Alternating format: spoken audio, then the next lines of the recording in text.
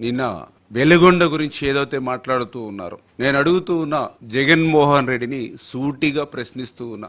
వెలుగొండ ప్రాజెక్టుకు సంబంధించి మీరు చెప్పినటువంటి మాటలు ఏవైతే అసత్యాలు ఏవైతే ఉన్నాయో వాటి మీద అడుగుతూ ఉన్నా. ఇప్పటికే మేము అధికారంలోకి వచ్చిన తర్వాత చూస్తూ ఉన్నాం, ఏదైతే మీ 5 సంవత్సరాల్లో మీరు చేసినటువంటి 14 లక్షల కోట్ల అప్పుల్ని మేము భరిస్తూ, ఇప్పుడు మీరు 5 సంవత్సరాల్లో చేసినటువంటి తప్పులను కూడా మేము భరించాలా అని చెప్పి జగన్మోహన్ రెడ్డిని అడుగుతూ ఉన్న సూటిగా సమాధానం చెప్పాలి. ఎందుకంటున్నానంటే, ఏదైతే ఈవేళ పోలవరం ప్రాజెక్టు దగ్గర నుంచి వెలుగొండ ప్రాజెక్టు వరకు ఆంధ్రప్రదేశ్ రాష్ట్రంలో ఉన్నటువంటి ప్రతి ప్రాజెక్టు, ప్రతి రిజర్వాయరు కూడా జగన్మోహన్ రెడ్డి యొక్క పాలన విధ్వంసానికి గురైనటువంటి పరిస్థితి ఏదైతే ఉందో దాన్ని కప్పిపుచ్చుతూ తన తప్పిదాలను ఇతరుల మీద నెట్టేసేటువంటి నీ విష ప్రయత్నాన్ని ఈ రోజు ప్రశ్నిస్తూ ఉన్నాం పత్రికాముఖంగా. అందులో ప్రధానంగా ఏదైతే వెలుగొండ ప్రాజెక్టుకి సంబంధించి అడుగుతూ ఉన్నాం. శ్రీశైలం బ్యాక్ వాటర్ లో ఆ యొక్క వెలుగొండకు సంబంధించినటువంటి టన్నల్ హెడ్ రెగ్యులేటర్ ఏదైతే ఉందో,